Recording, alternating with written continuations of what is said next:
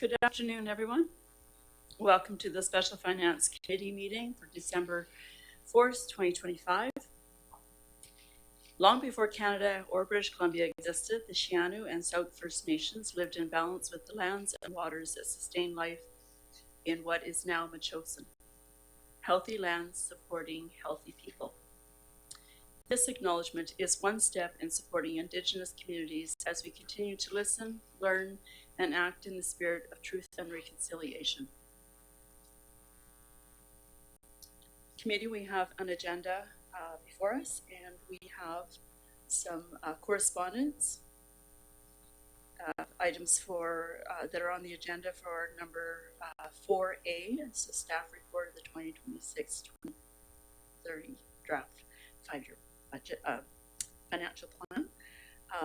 2 letters from Ms. Strauss and 3 letters from Ms. Bacon. And we also have the budget request for an emergency livestock shelter for item 4A with a staff report.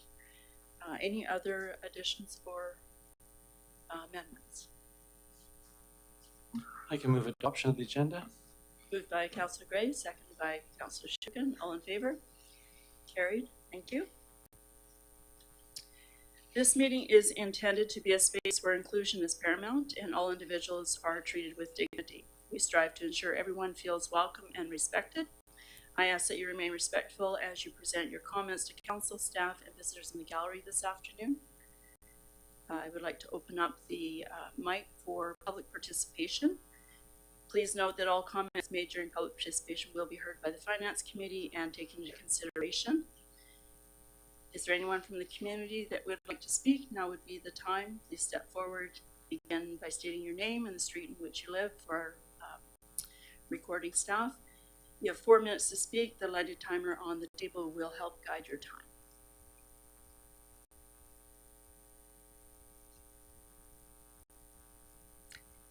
Okay, seeing that no one is interested in speaking at this point, we do have a second opportunity after the committee has had a discussion for public input. So we'll move on to number 3, which is reports, and I'll ask our CFO to start with the staff report on page 3 for the 5-year financial plan addressing capital and special projects. Mr. Creek.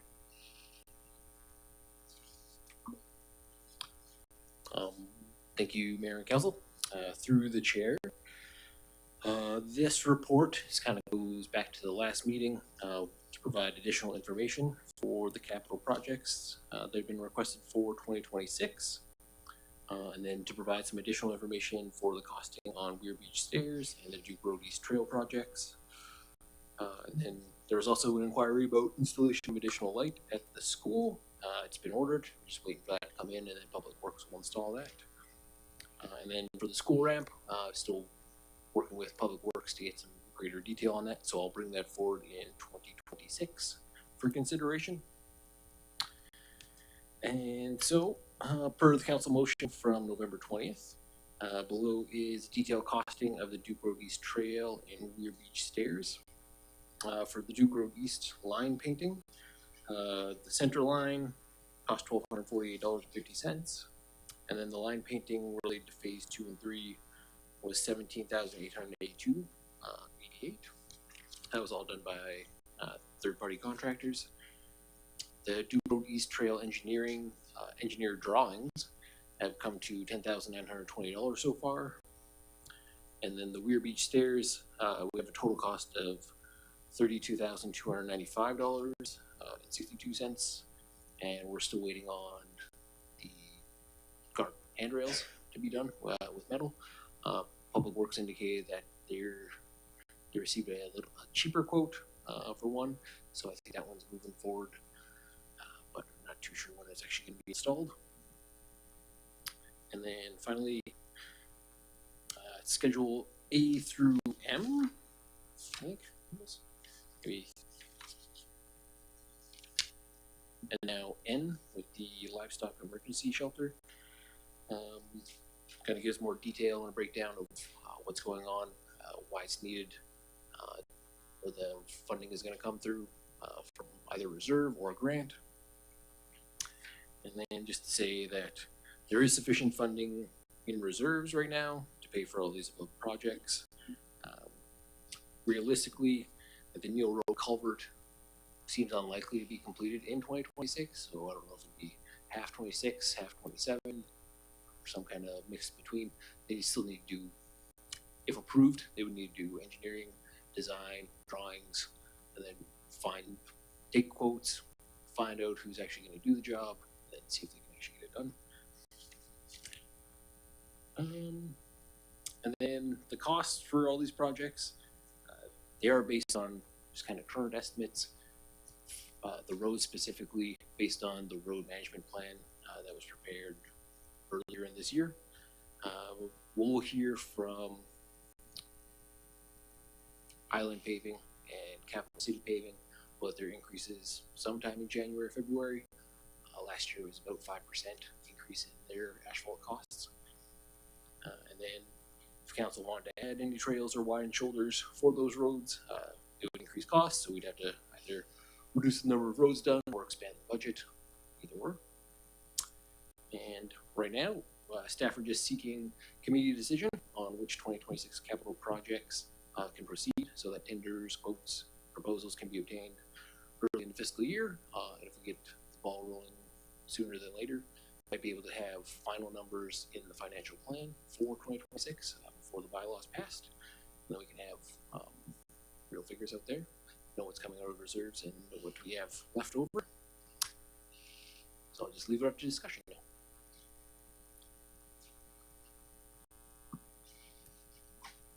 Through the chair, I think that roads plan is more than a year old. I think it was done in at least a year ago. Yeah, not this year. Thank you. Okay, so committee, I guess we could start on page 7. The Schedule A.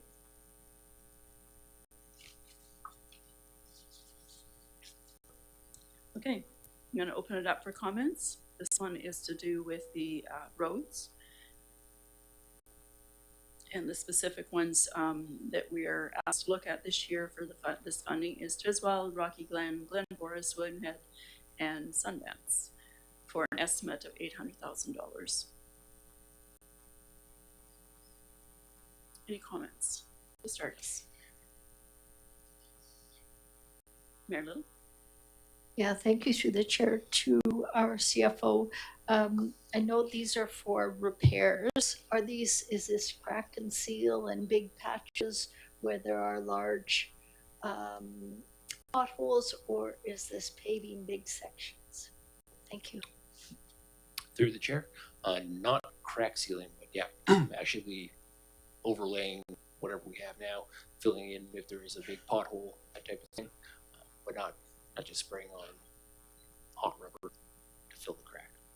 So overlay the old road, make sure it's good to go for another 20 years. So full surface painting, paving. Okay. Any other comments, committee?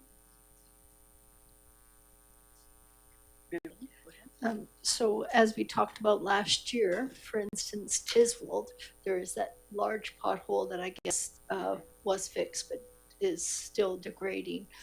So that of course deserves attention.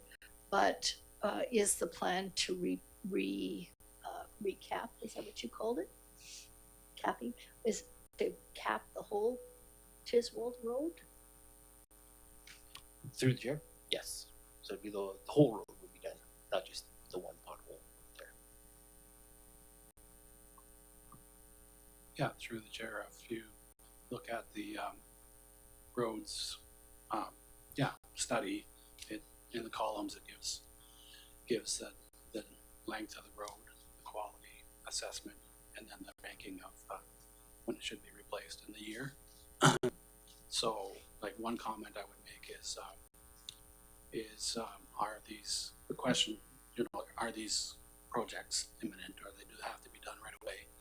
And the answer is, if we don't do the prescribed annual resurfacing it just gets delayed for another year.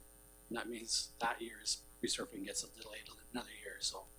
So we're just moving the yardstick into the future. Doesn't mean they don't have to be redone. It just means that we're delaying the process and money adds up, like the costs will add up. And then the other question I think Councilor Gray had was, as a council, how does council know, what's the cost benefit of doing roads versus delaying for a year or two? My comment on that is our roads are in spectacular condition comparatively to other municipalities. So if we delay a road 1 or 2 years, it's not the end of the world, but it does mean that cost for that road will go up, let's say 5-10% for those 2 years. So there's some finances to take in consideration. Are the roads in a state of emergency disrepair? No, they're not. Do they need to be, after 30 years of use, replaced? Yes, they do. But can we go a year or two down the road, into the future to do it? Of course. It's all finance dependent. If there was ever a situation where the road is so drastic that it has to be done, we're going to make sure that that's brought to council's attention. So I know it's a long-winded answer to what I think is a valid question. And as I stated previously, there's engineers that make their living on this question. And so what we've done is we've gone out and got a visual inspection of our roads based on the funding that we have available. The next level would be doing a core sample. That's quite expensive. I don't believe we need to do core samples. Our roads are not in that kind of situation. I know that Highlands or View Royal and maybe Highlands have done some core sampling because they have some pretty bad roads. So these are all tools in our toolbox that we can utilize over the years. So if it helps, I'm hoping that it helps council make some decisions. I know $800,000 a year is a lot of money, and people are concerned that we're doing our best review possible. So if there's any questions on that, we're happy to have a good chat about it at the finance committee table. I've talked to the public works staff about delaying projects year over year. They're not they're not like panicking if we delay some roads. We've delayed Tiswall here. Tiswall is kind of in the same condition as it was last year. Does it have to get done? Yeah, it has to get done eventually. As an example, has it drastically gone downhill since last year? A little bit, but people are still driving on it. There's a point where the underbelly of the road, the base, gets compromised to a point where you have to do more patchwork before you resurface. That's something that our public works staff keep a pretty good eye on, and that's why we have a patching budget in the operating budget. So that would be more emergent kind of spending, and I think that's a very good tool. Maybe potentially that if council doesn't want to spend the 800 capital, we put a little bit more in the patching budget so we can kind of address things like that pothole in Tidswald or whatever quickly. Might be an avenue for now if we're considering our other capital projects. Yeah. So, Councilor Gray? Just through the chair, I want to say thanks to CAO and CFO. That's a pretty good explanation. Basically, if we don't do it this year, we get a bigger and bigger deficit in our roads, and so the cost will come to us at some point. So may as well get on it in accordance with the engineer's reports. So when I look at the document, then, am I right when I'm looking at the Schedule A from the road assessment, I guess? And so, kind of to the question the mayor was asking, we've got the site inspection recommendation there, and that's likely what's going to happen, either rehabilitation or reconstruct the road, depending on the advice. and followed by our own Public Works people taking a look. Great. And so then I just had just a minor question, really. We've got Rocky Glen Road, Tiswald Road, Glen Forest Way. Glen Forest Way is listed a couple of times. So is it, can we just get it clear which ones we're looking at? And then Sundance isn't on the list. So I wondered if it was, if our Public Works guys found that one as being in deficit. Yeah. Yeah. Sundance has been on the list for a while. I don't know why. Actually, I saw that today as well. I'm not sure why it's not there. Yeah, that's okay, though. That's part of what you think needs to be done. No. So I guess I was just interested in clarifying which parts of the road, but maybe others have questions as well. Go ahead. Thank you, Councillor Donaldson. In some ways, I'm looking for a reason to not go with this, and I'm actually not really seeing one. I get Mayor Little's thoughts about, I'm wanting to, at heart, minimize our expenditures, but whether avoiding work on this is the question. I'm not sure. The one thing that I might request that we look toward, and I'm not sure how to enact this, but that the standard that we work to with chosen roads is pretty good roads. Not awesome roads, not crappy roads, but pretty good roads. And hopefully we're kind of achieving it with that. And it was interesting, we had an interesting discussion a few meetings ago about the potential of graveling our roads or letting them, fall away. And maybe that is a sign of like a rural community where you have bad roads or gravel roads.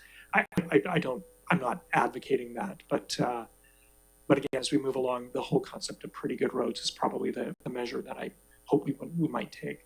So anyways, as of now, I guess I'm prepared to support this. And yeah, thank you for the explanation, Mr. Pratt.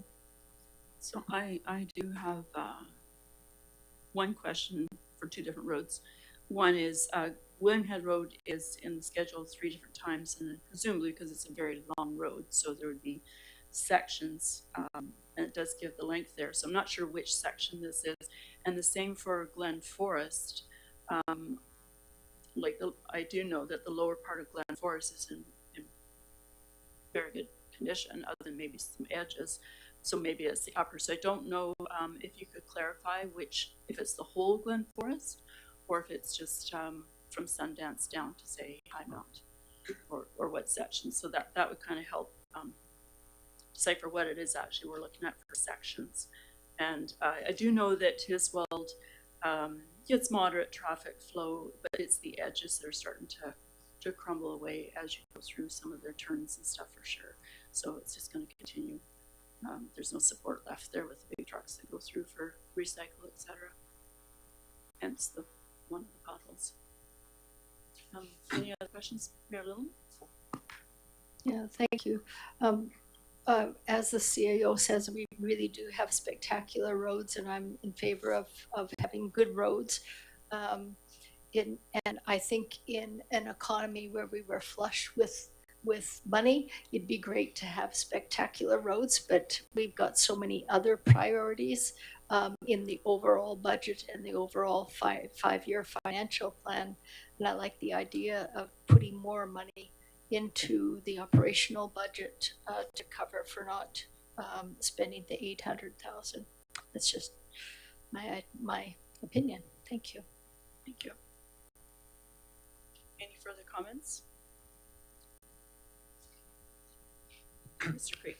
Through the chair, so I can speak to the Glen Forest Way project.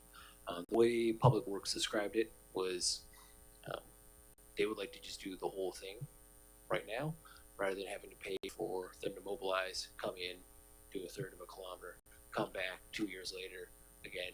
Like when you're paving that road, it's not just you're damaging things when you go back to have to repave and cut out. So they just say, do the whole thing rather than do it a little bit here and then 2 years they come back. Just cost savings and less coming around to each different spot. So rather than doing 1/3 of a kilometer here, 1/3 of a kilometer there, like all the way around the chosen, just focus on, okay, we've got this one, that one, and that one. They come in, do that section, done. You don't have to think about it again for 25 years.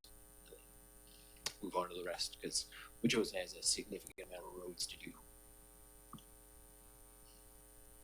So that could explain why William Hen, which is much, much longer, in schedule 3 different times. It makes more sense to, more economical as well to invest. Third chair, yeah, correct. Sounds like based on Public Works, they say that part closer to the prison is in much worse condition than the upper part. So focus on that, get rid of it, and then don't have to worry about it again for a couple decades. Any other comments? CAO? Yeah, thanks through the chair. This might not be the best time comment, but it's sort of mostly related to the roads. The further we go down the road of January, February, March for capital decisions, the harder it is for us to get the tenders out in a timely manner. Last year we were really late in the game, and we basically barely made the time frame to get the tenders out, so that we would get quality quotes. So I'm just saying, let's have good discussion like in December, but the sooner we get decisions done in the new year, the sooner we can get going on the tender package, particularly roads, because as you know, the tender package is complicated. We have our engineering consultant helping us to make sure that our wording is appropriate for the process. It takes a bit of time, and also we're going to refer it to committee for potential trails and whatnot.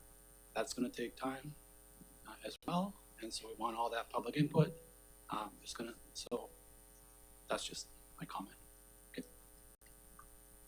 So do we want to make decision each page, or do we want to have this discussion and then make a full decision? There's a lot of different topics here, so perhaps we should go through all of them. What does the committee wish to do? What does the finance chair recommend? What we've heard from the CAO is that he wants some decisions today. What is the most effective way of getting at those decisions? Well, is anybody in disagreement with what we've heard tonight? I think that it's pretty clear that there's a necessity for this selection of roads. I haven't heard anything otherwise. Councillor Shukin and then Councillor Gray. I'm sensing it might be good to make a decision on each one of these, just so we're clear. Okay. So, and staff have clarity. So do we want to do that by motion then? Yes? Somebody like to make a motion to accept this particular page? Page 7? Sure, I can do that. I will move that the committee recommend proceeding with the repaving budget per Schedule A. Thank you. Seconder? Councillor Gray?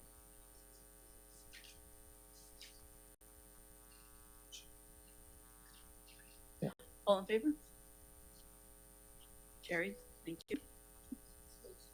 Oh, you're opposed. Oh, sorry. Okay. Mayor Little is opposed. Okay, so page 11. This is to do with the Neil Road culvert.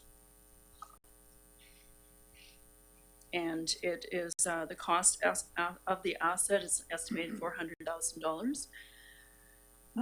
Propose that we consider the 3 1200 millimeter diameter culverts to be replaced. We did hear a report out on this at the last budget meeting.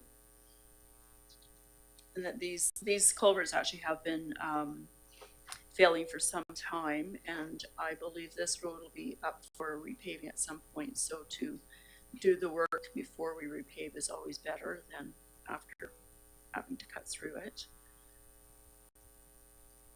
And we have funding that's coming out of the road capital budget. budget 100%. Very little. Yeah, I'm okay to move that we accept Schedule B and adopt those recommendations. Can you have a seconder, please? Second from Councillor Shukin. Mayor Little, comments? Yeah, I think this is one of those, we've had a report that says these are failing, there's liability. What I've heard from the CFO is that this is something we must do, and I think we should just do it. Thank you. Councillor Shukin. Yeah, I agree with what Mayor Little is saying. The one thing I just want to ask for again is that where we can, we look to what the impacts of the Center Mountain development might be on drainage from that area. They may end up being quite significant. So I would agree. the in terms of the planning and design for the culverts, that we look at what the impact might be from the Center Mountain development in terms of stormwater.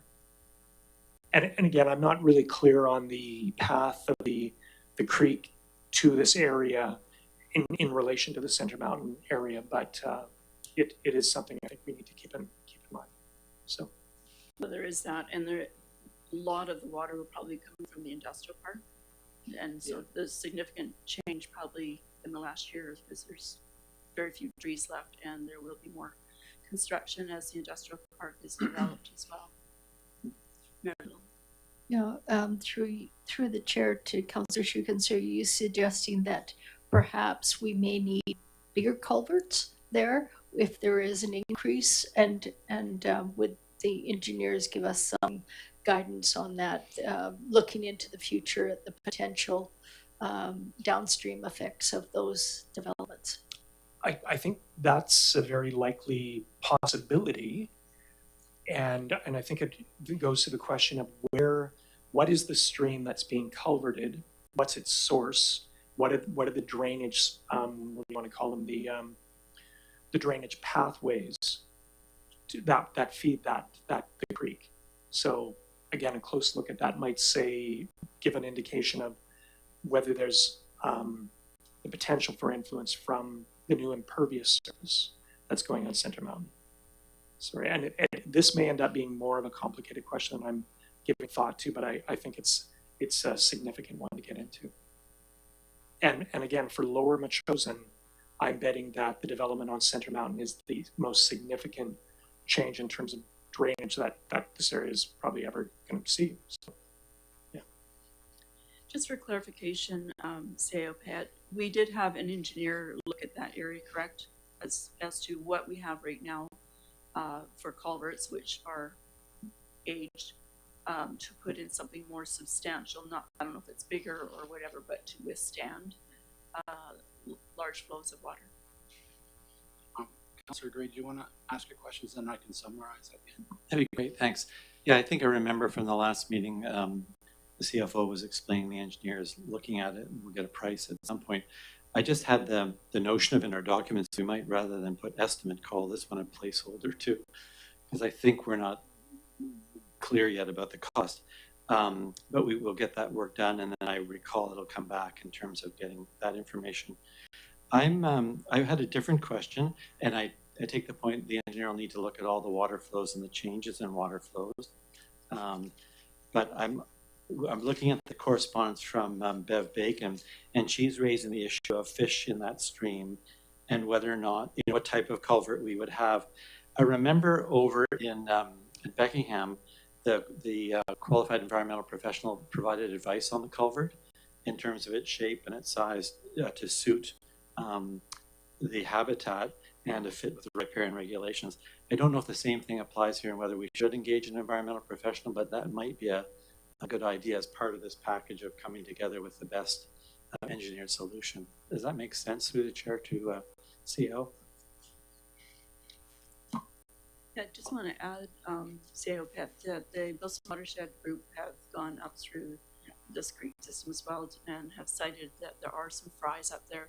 They also worked with Langford's people, their engineers, with the Latoria Creek.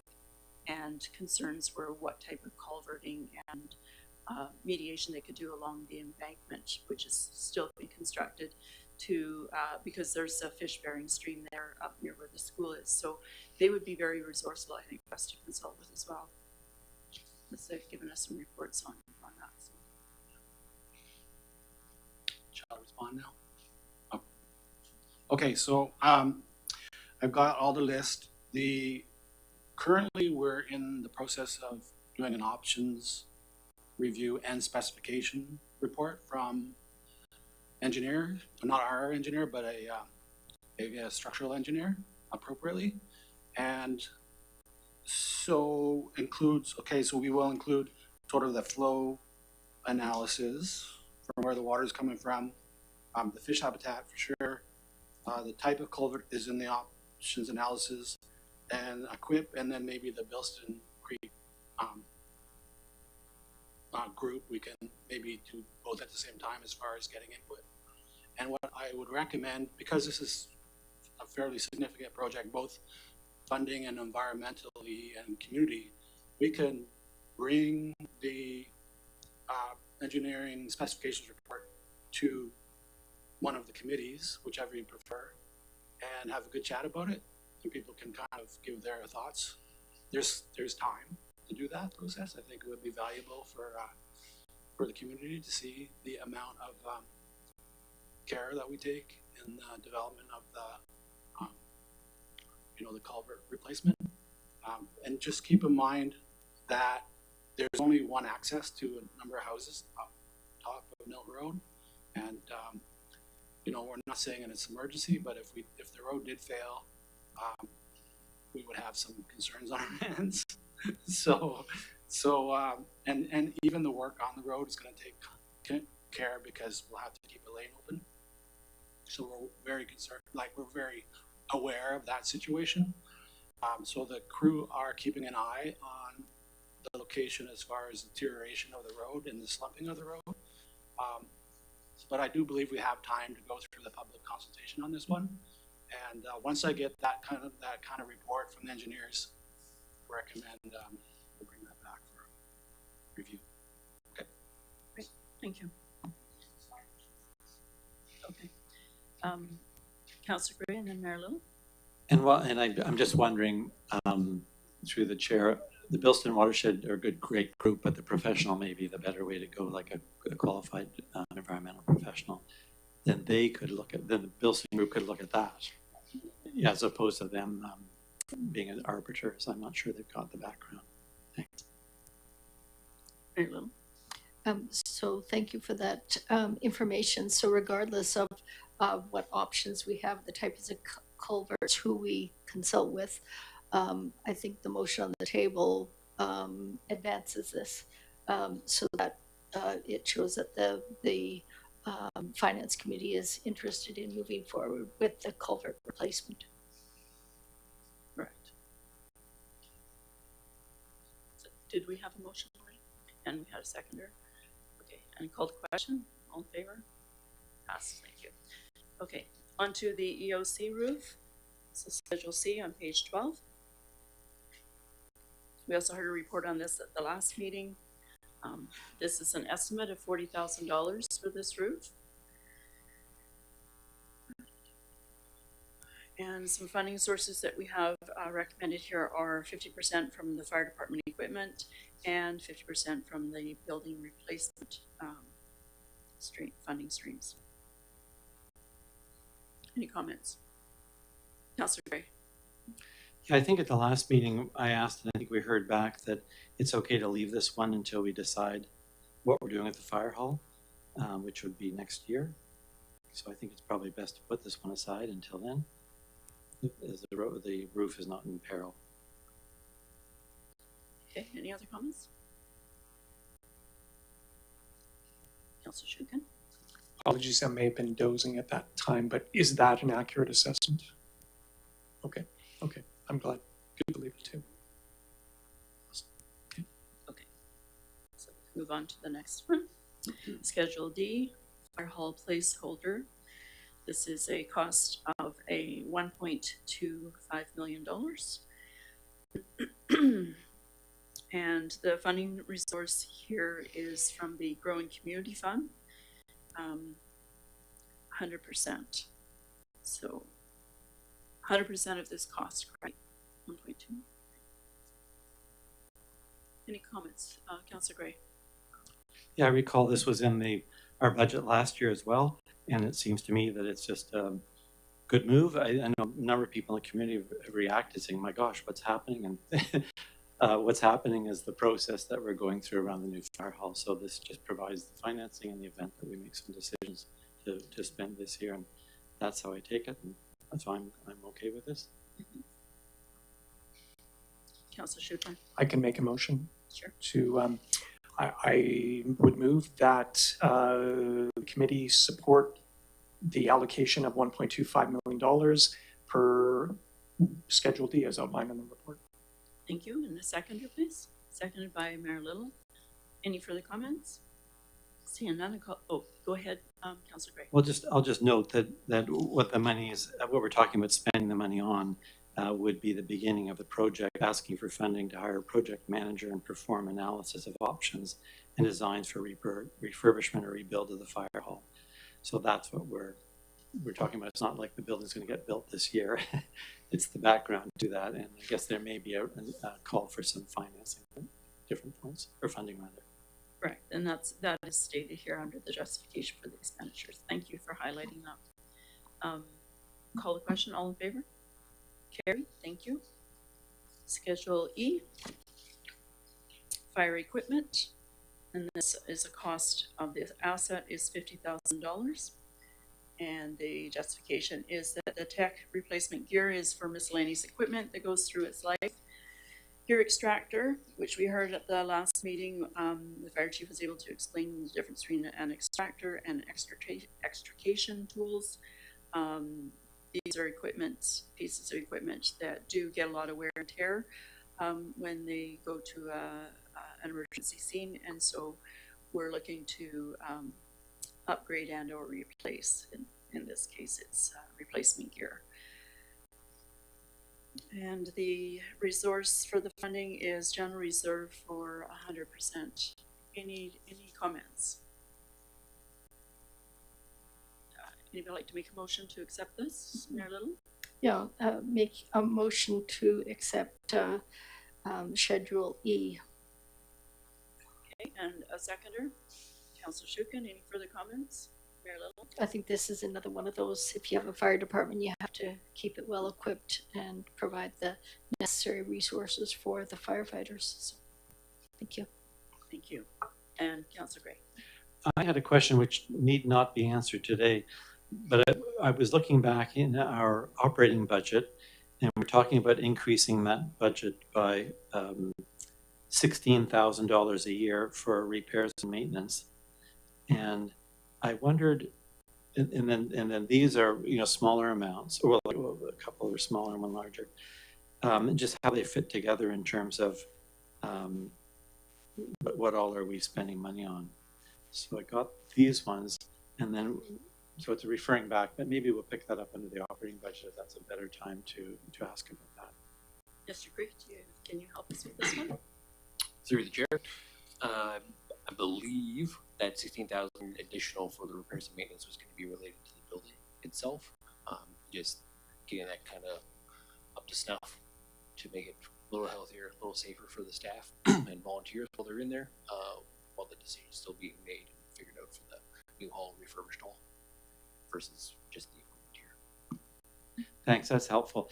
It's because, maybe it's not this one, but the next one, the scuba bottle or SCBA bottles, we replace them every year, and I was just curious, these are in capital all the time, but it's a small amount, and whether it better fit in operating. But I think this topic, Schedule E, these are replacements of tools, the two big ones, the $15,000 and the $30,000 are replacing things that I guess will be recycled or move along, not useful any longer.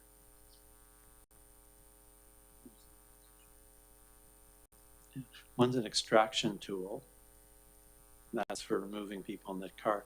The other is it reads decontaminating gear. So it's like maybe washing machines or something like that. Through chair. Actually, yeah, so it is the gear extractor is essentially a washing machine for gear. It's just a weird name for it. And I thought, yeah, you're extracting something. You're extracting contamination from the gear. Well, I think that's great to get, we didn't have one. Getting one sounds like a great idea. It was one of the big issues, I think, for our firefighters and for us as a council.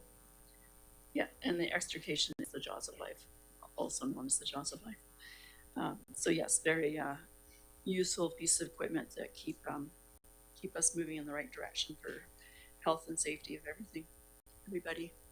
Okay, so we had a motion, we had a seconder, correct? All in favor? Carried, thank you. Schedule F. Schedule F is the SCBA bottles, self-contained breathing apparatus bottles, and the cost of this asset is $5,000. And these are the bottles that they use for air packs when they're going into burning situations, smoky-filled areas. Okay, and this will come out of the fire equipment reserve, 50% out of that reserve, as well as the general reserve, 50%. Councillor Shukin. Councillor Donaldson, I would move that the committee approve or recommend spending $5,000 for the SCBA apparatus or the bottles for Schedule F. And motion by Councillor Shukin, seconded by Mayor Little. Questions? Councillor Ray? I had a question which we may not know the answer to. We replace the bottles, it seems, every year, but I gather these bottles can also be refilled and reused. Do we not refill and reuse some bottles, or do we just replace them annually? Through Chair. Good question. I do not know if they can be refilled. As I said, it does show up every year, and this is just kind of basically a holdover from the previous budgets where it just kept popping into capital. When I was working on the new general ledger conversion, I was like, I need to move this out of here, and I highlighted the accounts. It's like I got to get rid of this plus the hose because it's really just more of an operational thing than a new capital. So this will be the last year you see this pop in here. This will just move over to the operation budget, but I can find out for the refill. Thanks. Yeah. That makes sense to me, and I think and that also just finding out if we refill or what the charge is for. great. Mayor Little and then Councillor Shukin. Yeah, I thought that the bottles had to be refilled and then certified. I don't think it's like you can go to the corner store and fill them up and bring them back. I think they have to be properly certified since they're a health and welfare item for the firefighters. And Councillor Shukin.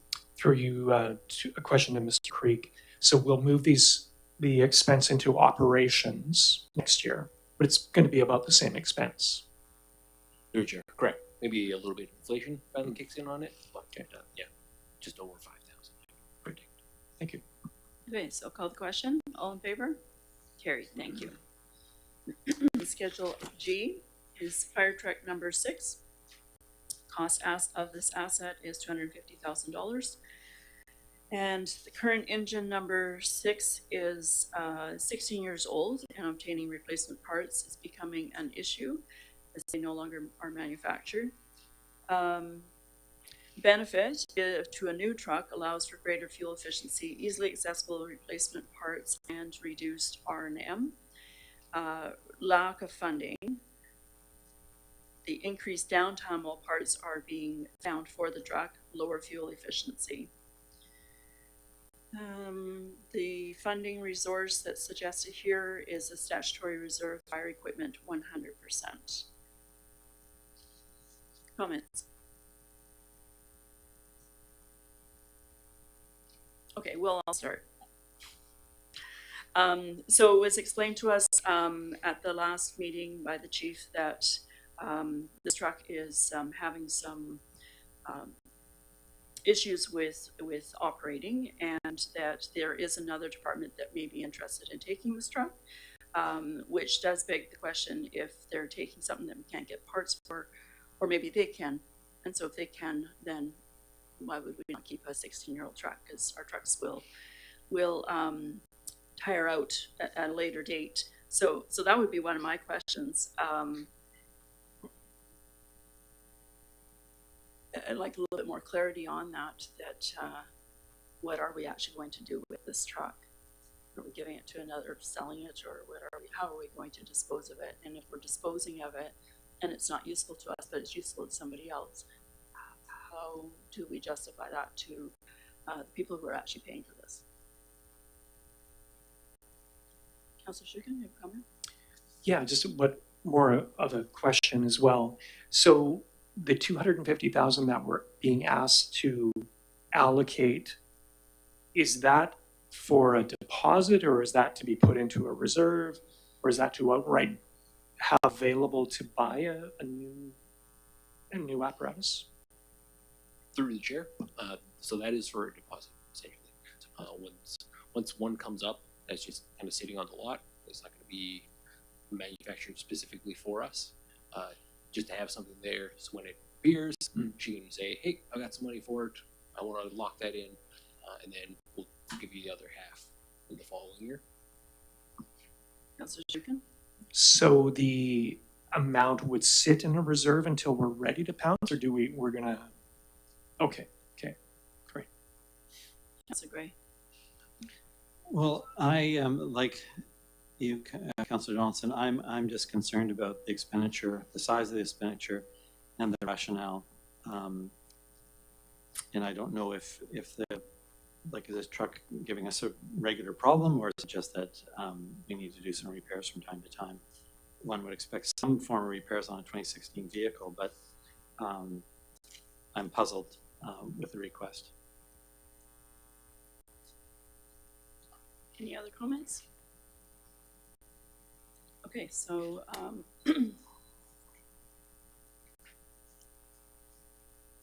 Mayor Little. Yeah, the only problem with delaying is that the costs increase. And that's something, if we're willing to accept that, then we could delay. It seems to be a bit of a problem if something breaks down and they can't get replacement parts. That's a big issue, because then that truck is not valuable to the community if it's just sitting idle. So maybe we could park this one item and get some more information on the questions that you had, because my concern is that if we delay, it's just going to be more money if inevitably we're going to replace it. Yeah, as I guess too, the other query that I had was at the last meeting was the first time I heard about this truck having a problem, and that's why I had asked, was it what we know as Pepper? And I'm sorry, I don't remember the number of that truck. It's a much bigger truck, and it has been having problems. So I thought that that's what it was, so that would make sense. But this is the first that I've heard we had a problem with this truck, so that's why I was a little alarmed that maybe we've got more trucks in the fleet that are having issues, but we needed reports on. Councillor Gray? I can just think of what's not clear, and I don't know if we know today, but is it the truck itself, or is it the firefighting equipment on the truck? Like what's the part that's needing replacements? So where's the problem? And then maybe a sense of the last 5 years, what maintenance repairs has happened and the time that it's been off the road, or are these quick small things, or what's actually going on? Just to get a better feel for it. It's a big expenditure. We've got lots going on. This one sounds like is one that can be, we don't need to decide today, but we would like to decide soon so that the money's available if needed. Okay, so are we all in agreement with parking this one and waiting for more information? Yes, okay, thank you. We'll move to Schedule H, fire truck hose. Cost is $12,000, and hoses do at some point come to the end of the life, so this is just recirculating, bringing in new and out with the old, so turning over our hoses. And this is suggested coming out of the fire department equipment reserve, 50%, and 50% out of the general reserve. Comments? Councillor Shuka. I'd just like to thank Mr. Creed for the powerful, the description here. Hose for powerful dispersion of water. Thank you. And with that, I would like to move Very powerful. that we, the committee accept the, approve the allocation of $12,000 for the fire hoses for Schedule H. Thank you. And a seconder, please. Second by Mayor Little. Any further comments? Seeing none, all in favor? Carried. Thank you very much. Schedule I, trail development. And this is to build new trails in Machosen. Cost here is $10,000 for this asset. The same amount that has been allocated since 2011, with some amount being allocated since 2000. Benefit, of course, is trails for the public to enjoy, and the consequence, increased chance that the public hike through sensitive areas. And this supports our public recreation. Trail maintenance from Public Works is ongoing through the Public Works and the volunteers, I believe, correct? This isn't just roadside trails, right? And there's a trail reserve of 100% funding coming out of that. Any comments? Okay, ask for motion to approve. Mayor Little and, and seconded by Councillor Shuken. Comments? Councillor Gray. Yeah, my question, I'm not sure. I mean, I need to go back to looking at the draft master plan for parks and trails, but I'm not clear that we need new trails at this point. We've got lots of trails, and I'm thinking about the load on our volunteers and the load on Public Works at the moment. So I'm just want to ask the question. I think the 10,000 has been in the budget allocated, but I think I heard at a previous meeting that it's not always used. It depends on what's going on, and then a proposal comes forward. If I'm describing that correctly, so is this a special project, or is this just having money available in the event that something comes forward? And again, I'm just concerned about our volunteer base and our Public Works staff. Every time we build a trail, more work. And we have a big trail presumably coming, or I guess we're going to talk about it maybe even on Monday, about the buffer land and whether or not we need a trail in there and what that will cost. So there is already kind of a trail coming possibly. And we have a commitment, I think, from the developer to put that trail in, to develop at Center Mountain. So maybe one trail is enough for this next year. Councillor Shuken, can you explain the capital $10,000 annual budget for this, please? Yeah, so most of the work that has been done over the past few years has been focused on maintenance. There, of course, has been the discussion about the trail on Duke Road East. My vision for this is that is not going to be for Duke Road East. It is going to be for other trails. One of the things, and again, there was mention of the buffer land. We've talked about an allocation for the buffer land, but we've also identified an issue in terms of understanding the hydrological impacts from Center Mountain development, and then also moving ahead in terms of managing that area as a natural space. And I think this is an amount that could be used for that. I don't recall any enduring and clear commitment from the developers in terms of building new trails. It is going to be our thing.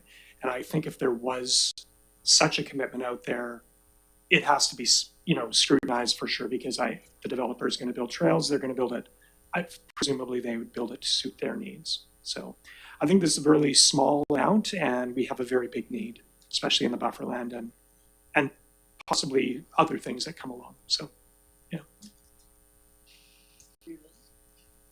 Yeah, thank you. Through the chair, this is historically, we've always had 10,000 capital, 10,000 operating. This isn't for any particular trail.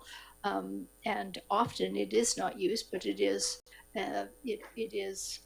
to the Parks and Trails Committee something that they would be. I think they'd be very disappointed if this wasn't in their budget, as has been for at least the last decade. And also, I don't remember any commitment from the developers to do any trails. They may wish to, but that would also invite the people from the Center Mountain development to use those trails. And I don't think that's what the conversations we've had so far regarding conservation. I don't think it's supposed to be a park for walking. I thought we were talking more about a conservation area with limited opportunity for trail. Thank you. Councilor Gray. Sure, I'll just clarify that we have a letter from, I thought it was a developer, to put in a trail there, and it's signed, and I've provided it to Councilor Shukin, Mayor Little. You've seen it. I've provided it to Mr. Payette. I'll bring it to the next meeting. And so the idea was that part of the land swap agreement, we got that commitment. It's now dated in the sense of many years have passed, but I believe the same people are in play and the commitment exists. And Mr. Payette, I don't know if you did anything with that particularly. I think we just made sure that you had it in your records. But my point being that there's a commitment to do something there if we want it done. And then therefore we wouldn't need to spend our own money, and that was the benefit of it. Not to say that it was a trail, the developer would decide where it goes. I think the letter is clear. We decide the standard, and the developer would put it in.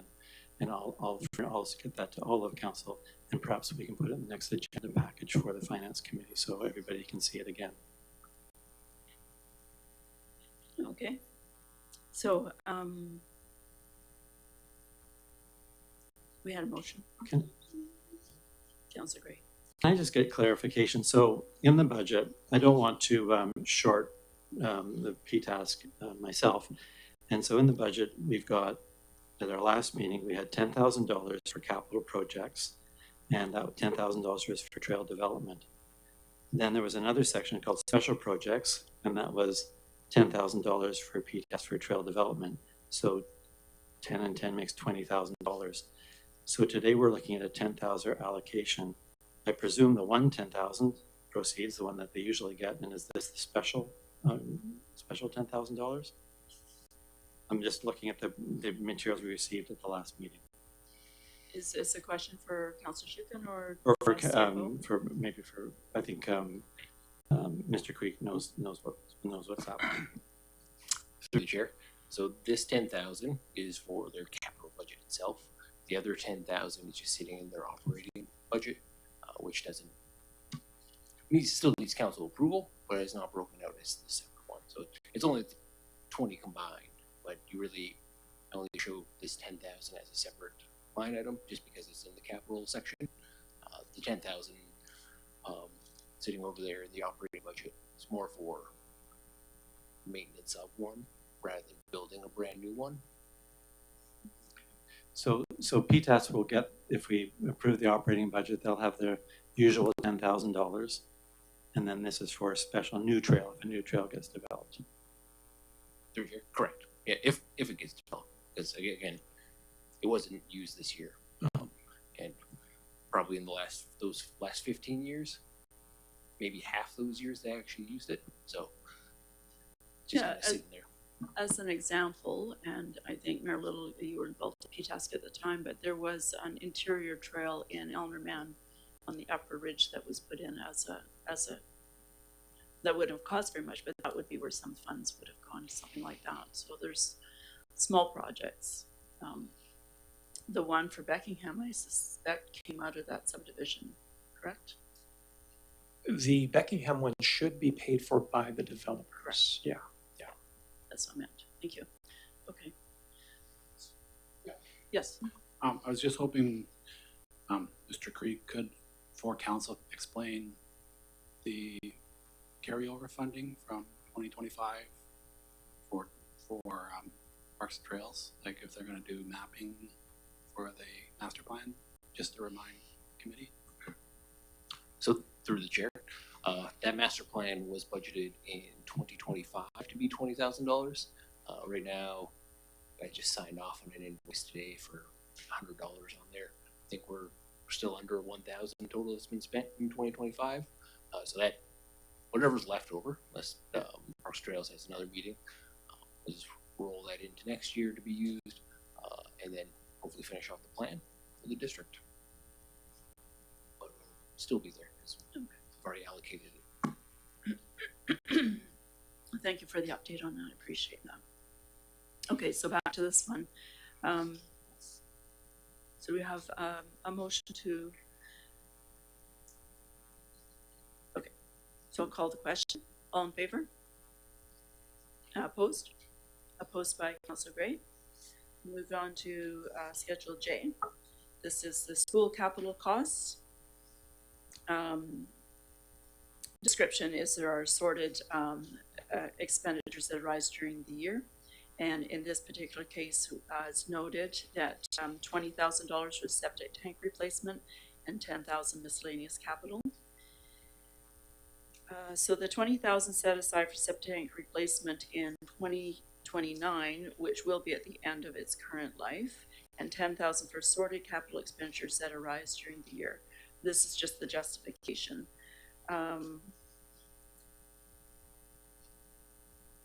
So if we look at the benefit to the district and consequences of not funding, the benefit, the district will have specific savings set aside for septic replacement. Various issues arise at the school due to the age of the building.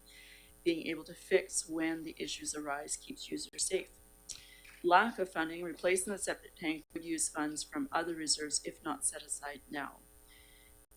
So we have, it's suggested here to fund this through the school building reserve with 100% funding for this total of $30,000. Councillor Gray. I move that we approve Schedule J, Okay, the and school capital cost proposal. thank you, and a seconder. Second by Councillor Shukin. Any further comments? Mayor Little? Through the chair, I was just wondering, CFO Creek, do we think that in 2029, the septic tank will cost about $80,000? And are we putting enough towards that? Through the chair. So when we got the quote last year about it, they were estimating it would be $100,000 come 2029. So we are allocating $20,000 in 2025. So we'll have 5 years, 100,000. We take a look in 2027, see where they're going at with prices for the size of septic tank we need, and then we'll update that. Hopefully we need another 5, worst case. Thank you. Great. Okay, so we have a motion and a seconder. Any other comments? Seeing none, I call the question. All in favor? Carried. Thank you. Schedule K. This is the name of the asset here is the hearing loop. The description of the hearing loop for council chambers designed for medium spaces extends hearing support across a single channel for those with T-coil enabled hearing devices for cochlear implants. Improves hearing for individuals wearing hearing devices at our council meetings and committee meetings. And also improves quality of engagement and meeting experiences for those participating during our meetings. And the source of the funding would be the General Capital Reserve or grant funds. Additional information, goal 5.1 of the District of Metchosin Accessibility Plan is to, quote, consider installing a hearing loop system in the council chambers, unquote. Any comments? Councillor Gray. Yeah, I like this idea. I'm not totally sure about how many people have this specific ability with their hearing aids, but I'm concerned that people with regular, normal hearing can't hear us in this room. And so I'd like us to tackle that as a priority so that when people come, they're able to hear what we're talking about in the room.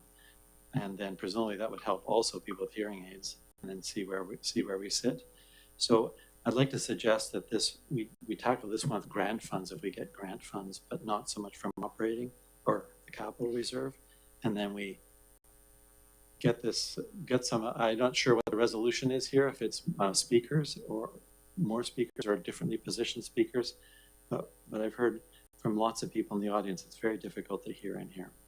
So my proposal would be to go with the loop hearing if we get a grant, but otherwise get a look at and see what it takes to have the room function better for everybody. Yeah, I would support that as well. I just actually sent a grant notice to Mr. Creek yesterday, I believe it was, because it was Disability Day.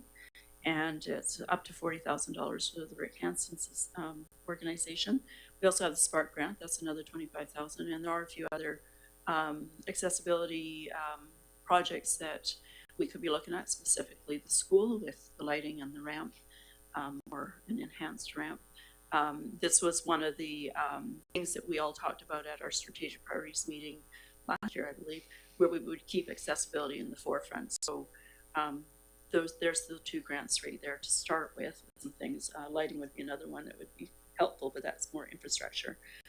I had been thinking about the same thing as what Councillor Gray was saying, and I think maybe, well, we have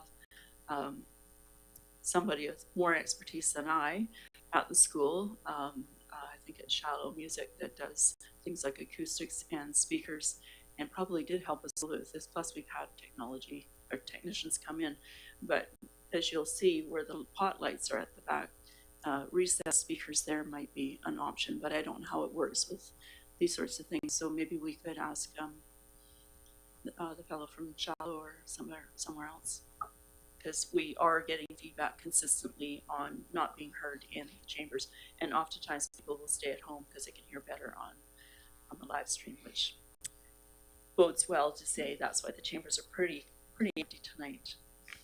Okay, so shall we park this one then, or suggest that it goes to grants?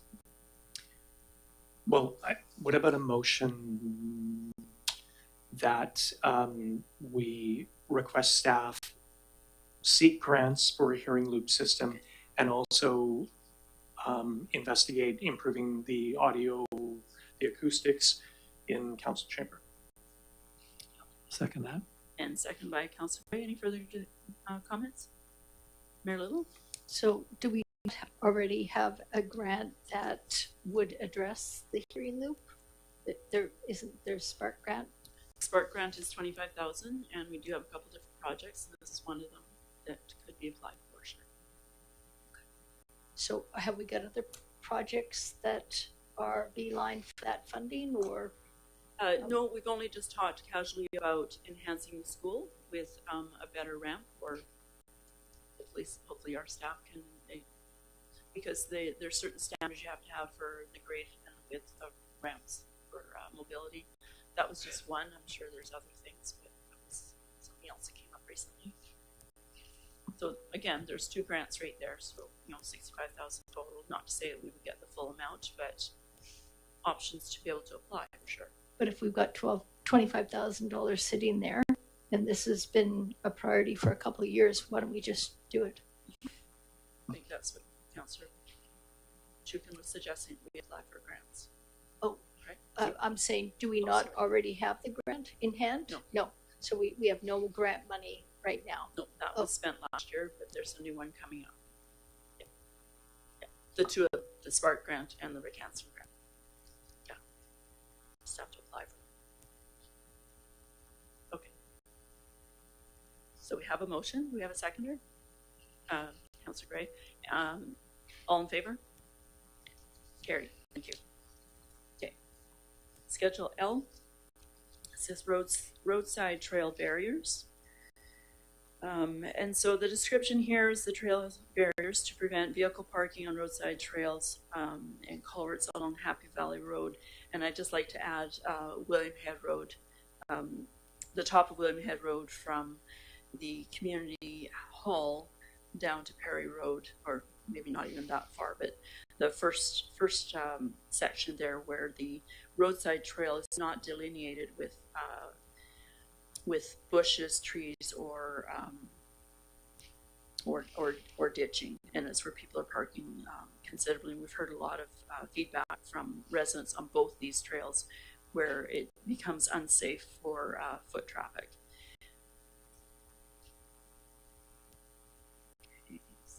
So this would, again, support safe passage, reduces risk of accidents between trail users and vehicles.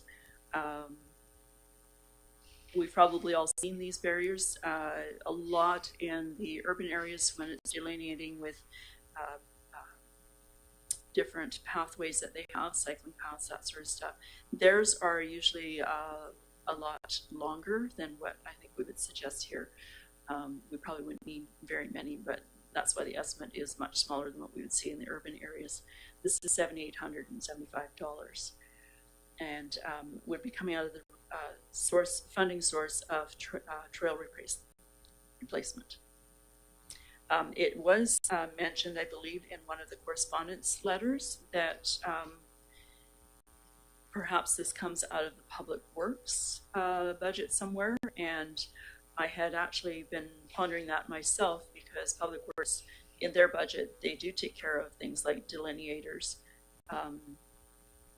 salting, sanding, reflections, signage, and that sort of stuff. So I'm not sure if that's instead of out of trails, that maybe it comes out of something to do with Public Works.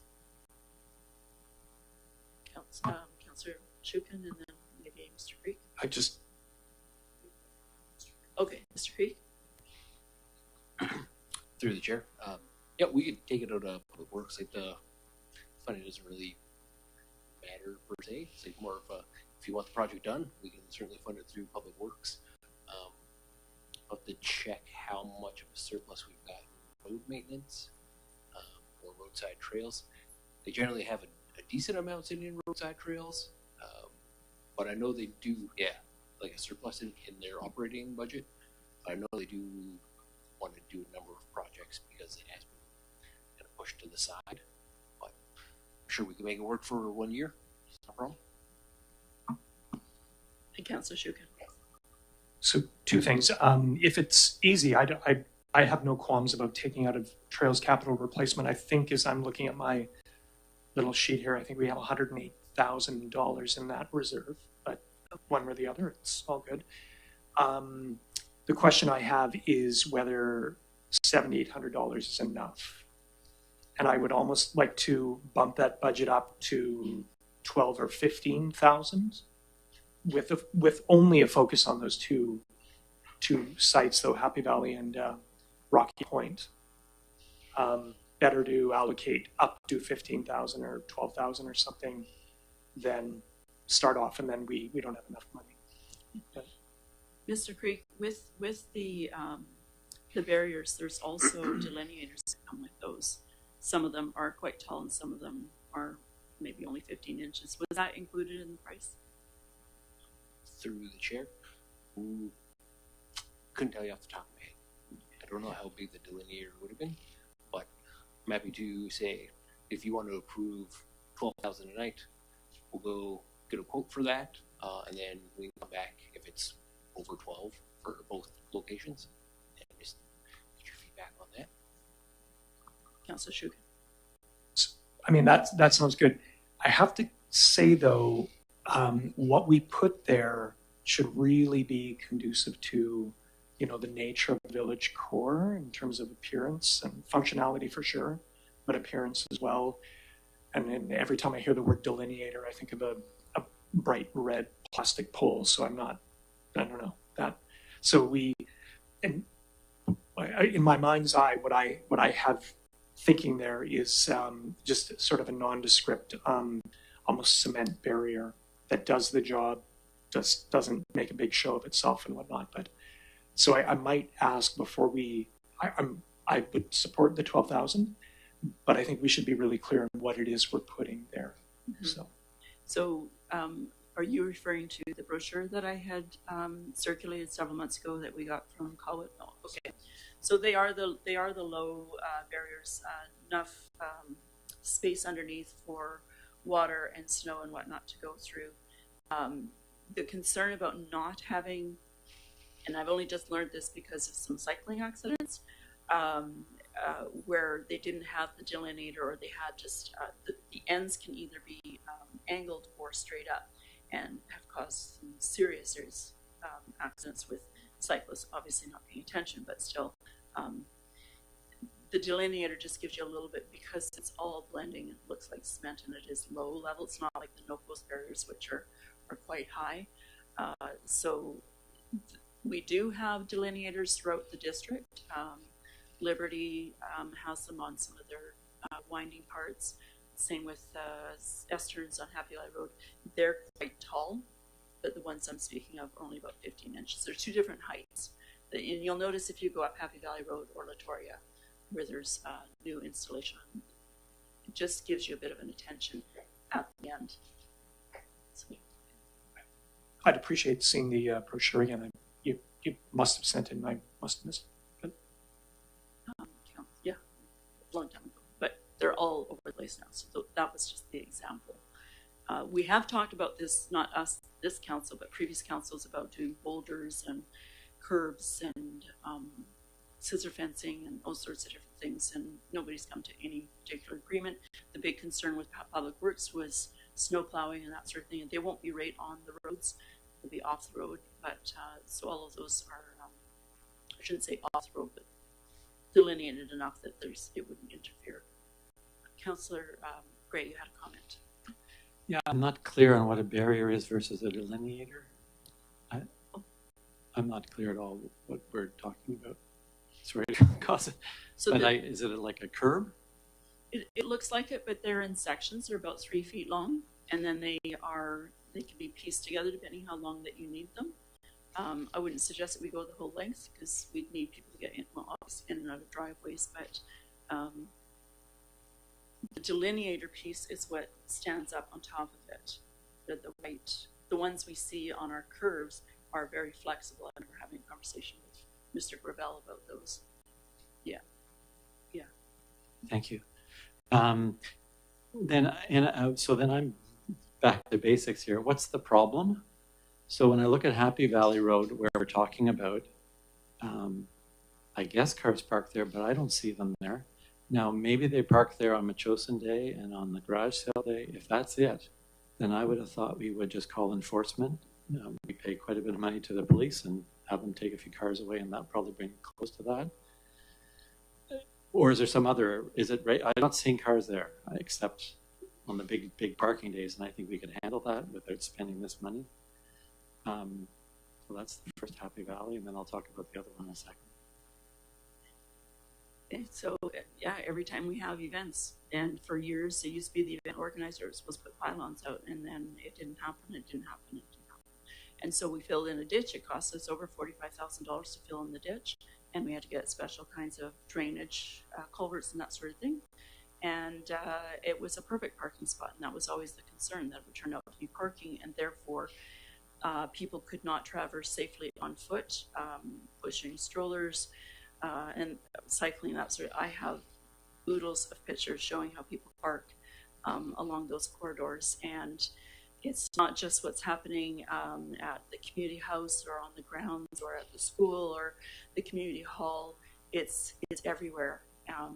It's not like there's one master person doing an event plan to let everybody else know what's going on. So just to make it safer for everybody, and when we have people that come out to our events, to make it welcoming, and they find a place or they find out that they can't park in some of these places. So it's just to keep safe passage and not be so crowded, and considering the fact that this corridor in front of us here at Happy Valley is really an emergency corridor with our fire station right on it, so we want them to have good egress.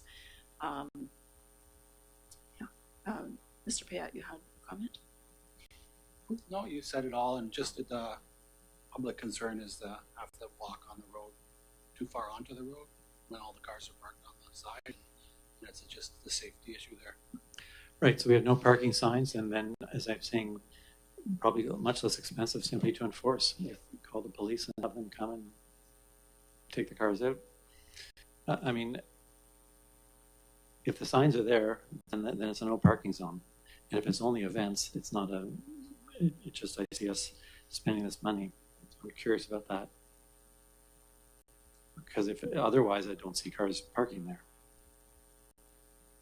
I mean, it's a good point. Maybe we can, the fire chief's not available, she's on call, but it would be interesting to hear on an event day how a successful enforcement would be, you know, realistically. Like, it'd be good to hear comments about that. Any other comments? Mayor Little. Yeah, over the years, you've sent us multiple pictures of cars along that stretch on Happy Valley Road, as well as we've received complaints from community members, most recently in the last year, about the parking at the community hall. And just last weekend, there was almost chaos right at the intersection of Happy Valley, William Head, and Chosen Road, because there were multiple events going on and people are used to coming up over from William Head Road quite fast through the intersection. And so it really is an unsafe spot. Even Mr. Starr this last week mentioned that people park in front of his place all the time, he said. And he said that it has been a problem, that intersection, for a long time. And I think he even said he had some engineered drawings and rationale for a three-way stop. So it is an ongoing problem. I'm surprised that Councillor Gray hasn't seen it, because you certainly sent some pictures and we've certainly received correspondence regarding that. Councillor Gray. Yeah, so now we're jumping over from the Happy Valley Road, which we've been talking about, over to William Head. So my comments were about the Happy Valley intersection there. So moving to the William Head Road, I think we should put up some no parking signs as a first step. Not so expensive, and make it clear to people that you're not supposed to park there. At the moment, it's quite okay to park there. There's no signs, nobody advising people not. The cars are parked outside the white line, and that's disrupting the path. And I see the problem. I just wondering about the solutions. Councillor Shukin, can you remind me, in the past Parks and Trails Master Plan, and maybe the one that's coming forward, recommendation of, as much as we can, to separate some of our roadside trails with flora and fauna, as we see out in front of the neighbor's property here, that when we're investing in roadside trails, we're not investing in them to be parking. We're investing in them for foot, hoof, and wheel rolling, correct? Yeah, correct. And Councillor Donaldson, you're asking me to dig into a memory that's a little shallow these days. I don't know the specific section, but you're totally right. And I think even in the BC Active Transportation Plan, ideally you will have a barrier between the road and the path that you're walking on, ideally. But one of the things in terms of the parking on Happy Valley that we've been able to do over the last few events is to pylon off that area, and at your request and direction. But previously, yeah, it was just a free-for-all with people parking there, and people are blind to no parking signs. And I actually believe in a situation, Chosen Day, or might even Chosen Garage Sale enforcement, is very impractical. And what will happen is a boot will be put on a car, and then you pay the ticket to get the boot off or something like that. I just believe that parking signs are not going to be effective. In the case of William Head Road, there is a serious safety issue there because of the narrow area, the narrow road. So we talked about this before, and I'm very supportive of making an investment in making that area safer. So. Thank you. And we will see this again probably this weekend, because there's at least 4 events going on both days in the village. So it is a hub of activity. Okay, so Councillor Shukin. So I would move that we approve Schedule L with the amount being up to $12,000. And to include William Head Road. And to include William Head Road. Thank you very much. And seconded by Mayor Little. Any further discussion? All in favor? Opposed? Opposed by Councillor Gray. Okay, and Schedule M. This is to do with dog signage. This signage is to support the Animal Control Bylaw of 2023, number 692. The estimated cost is $10,000. The justification is to the continuation of signage installation in various parks and trails locations from the Dogs in My Chosen Working Group recommendations approved by Council January 24th, 2022. This request would follow through with the 2022 Council direction and the Dog Working Group. Their recommendations. The signage educates the public to keep dogs under control on municipal property, in parks, trails, and at beaches in order to reduce dog-related conflicts. This is a public safety and recreation priority. And the ongoing cost would be signage cleaning once per year as per our other signs, and replacement possibly in 10 years. This would come out of the general capital funding for 100%, and staff have provided us priority lists that when we met with staff, the Dog Working Group cited various areas of how we could prioritize these and not do all of this in 1 year. So the first priority being Weirs Beach, Taylor Beach, municipal grounds, which is the entrance to the parking area, and the field at the Machosen, the school field. Those would be the two places we would like to see 4 signs. This cost came from, I believe Public Works did the research for us and looked at the sign company that they deal with. I believe that we were also looking at other contracts of sign companies that do things like Saanich does possibly contracting out, but ultimately this was what staff found out for us, that it would be an estimate of $10,000. I believe we had this last year too, but we never implemented it, so we didn't spend money last year on this at all.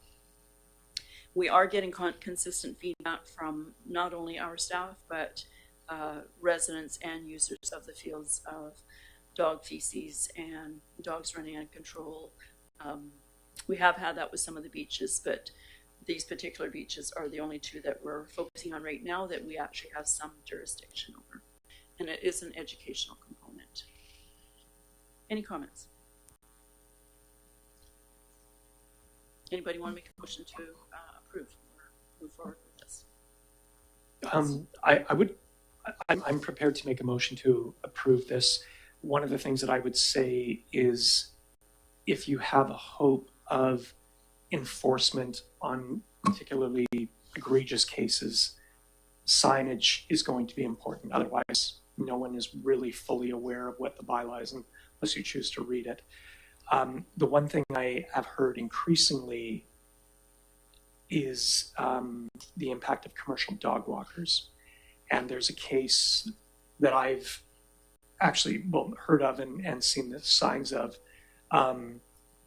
in the Laban area on the trail down to Matheson Lake, where there are commercial dog walkers and those dogs are running loose and having some impact on walkers as well. So again, I think signage is a critical aspect of enforcement. So, and I would agree with you on that with the commercial. I think when we had the group together, we had explored commercial dog walkers, and the model to follow, or the one we had discussed and learned about, was CRD has that as well, and the commercial dog walkers do understand what's involved with that. So if we could adopt something like that, and maybe they even have a display decal saying that's who they are so they don't get harassed, there would be a fee to using that. It's like a license to use. So those are important things too. Marilyn? Yeah, I think this is important to sort of finish the loop from the Dogs in Chosen Working Group. All of the recommendations were adopted by previous council, and I think we should just close the loop. That Laban Road to Matheson Lake is particularly precarious because, as you can imagine, as you're going down, and it's quite a steep slope, when you have a pack of dogs running around, it's quite unnerving. And I think it's a safety issue there. So signage would be really welcome there. Councillor Shukin. Oh, and I should just mention that there are multiple, there's several trails down from Lebon to Matheson Lake, and I'm talking about the first one, actually, not the other, the further one, but again, yeah, they're both prone, for sure, so. When we met with staff on this, we also, I had suggested that we should from time to time consult with PTASC when you are upgrading things like signs and whatnot. And maybe helping us to identify the trails that are, because there are so many different openings to trails, the ones that would be more important over others, and whether or not this priority list matches, I don't know, but certainly your committee could probably give some feedback on that. Thank you, that's a great point. It looks pretty good to me. I will bring it back to the next PTASC meeting if I could, though. Yes, please. Yeah. Great. I'll make a motion to accept, or to approve Schedule M. Okay, moved by Councillor Shukin, seconded by Mayor Little. Comment, Councillor? Yeah, just wondering, is the $10,000 for the priority 1 locations or for all of the locations? Mr. Reed? Through the chair. So that should cover hopefully all of this priority 1 locations, and then maybe get into priority 2. But this is, in order to cover all of those, we'll probably need 2, maybe 3 years of funding in total.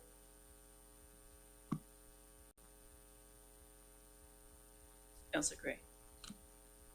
And I just wondered, so we heard about the idea that the dogs, particularly the commercial dog walkers, running loose, and the idea that signs help enforcement. But a moment ago we were talking about parking, and we're learning that signs don't affect drivers. But in this case, what would the signs say? Are they saying no leash required, or are they saying something about commercial walkers, or are they saying something about feces collection, or are they saying something about dogs under control? What's the message on the sign? Because I don't think we require leashes. So how will that change? Yeah, so what there we're would be talking about? there would be messaging on some of those topics, and actually, if you like, I can ask Ms. Whitehouse to come and present to us on that. No, we're approving the money, so I just wondered what was going to be written on the signs. But we don't need a presentation on it. I think the decision's about to be made. I don't have the exact wording in front of me, but we will be addressing those situations.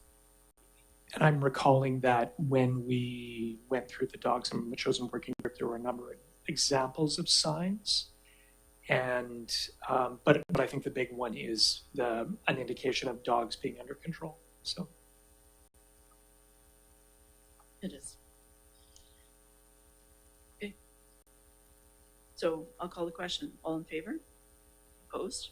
Opposed by Councillor Gray? Councillor Johnson, Yes. wonder if, sorry to be immature, but I wonder if we could have a short recess. I know we're almost done. We seemingly are almost done, That's the but last, that's the last page. we have the pinks. I Oh, think, yes, though. we do. Yeah. Yes, okay. We're okay to have a break? Yes, Just 5 minutes? 5 minutes. Great, thank you. Thank you. Go ahead.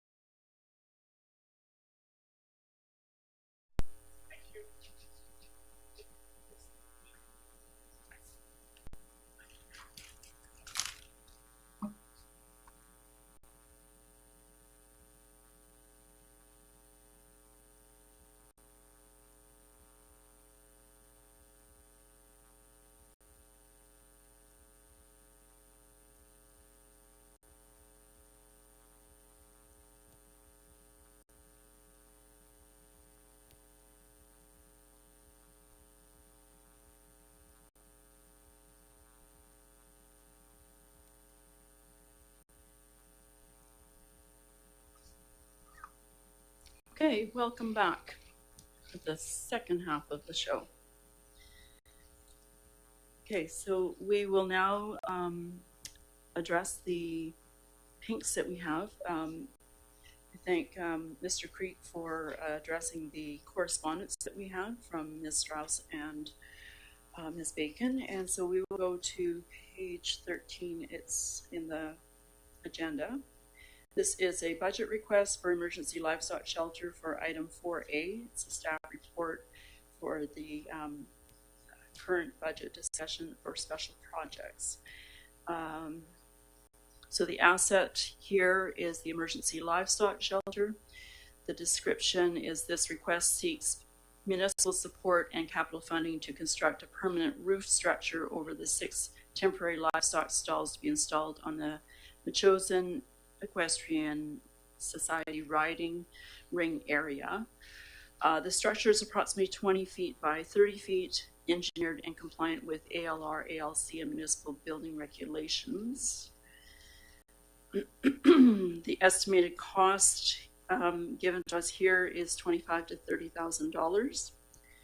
And the justification comments, Machosen currently has no designated emergency livestock sheltering capacity, despite repeated identification of this gap in the Municipal Emergency Support Services Planning, Local Emergency Response Plans, council discussions, and public emergency preparedness workshops, community hazard and evacuation planning. During wildfire, storm, power outage, or interface evacuation events, residents often must relocate horses and livestock with very limited local options. Benefit to the district or consequences of not funding: a local livestock staging and sheltering space increases community resilience during evacuations, reduces risk to residents attempting to self-evacuate livestock, supports coordination between fire department, ESS, and animal aid partners, aligns with provincial emergency management expectations for animal and disaster support. Additionally, the shelter supports broader community use, youth programming, para-dressage, and equestrian events without introducing commercial activity or permanent boarding, fully compliant with ALR farm use. The current fallback, transporting animals to North Cowichan or North Saanich, is not timely, practical, or safe during emergent conditions and places additional strain on neighboring jurisdictions. Ongoing costs is estimated maintenance of $500 to $2,000 a year. Every 3 to 5 years would be $2,500. And this is suggested to come out of funding resources of the general capital, 100%. Some additional information: this project would only move forward if the Machosen Equestrian Society raised enough money to pay for the remainder of the asset, around $20,000. And this is not information that came to us by way of September 15th request from CFO. It's come to us tonight. There was some correspondence that we did get, I think, by email late November. And so here we are talking about this evening. We did get a PowerPoint presentation, I think, in May or June from a member of the Equestrian Club in this regard as well. Comments? Councillor Shukin. So a quick question. In additional information, it says project will only move forward if the MES raised enough money to pay for the remainder of the asset. So I'm not sure whether that is the 25 to 30,000 plus the MES's contribution. Do we? Through the chair, it's on top of that 30,000 that the district would pay, so like 50,000 in total. Okay, gotcha.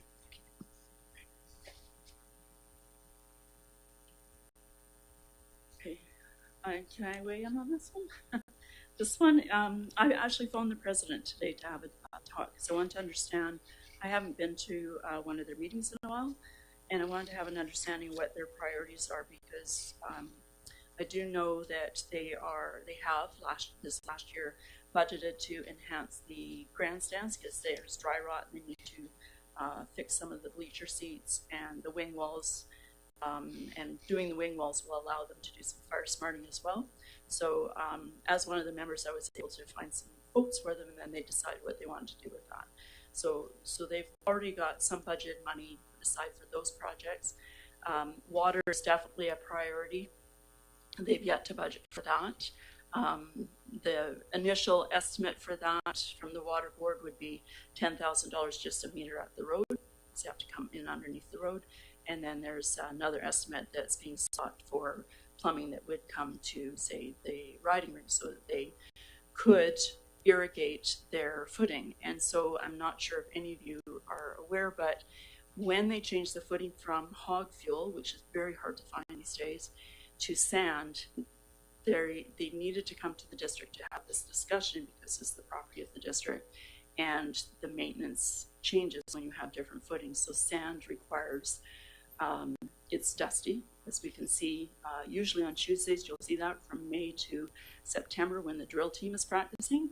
It's not safe for them to have this kind of dust and silica that comes up. It's not good for the horses or the riders. But once upon a time, their lease included all of the works area behind the works building, and trees had to be taken down when the works yard needed more room for storage.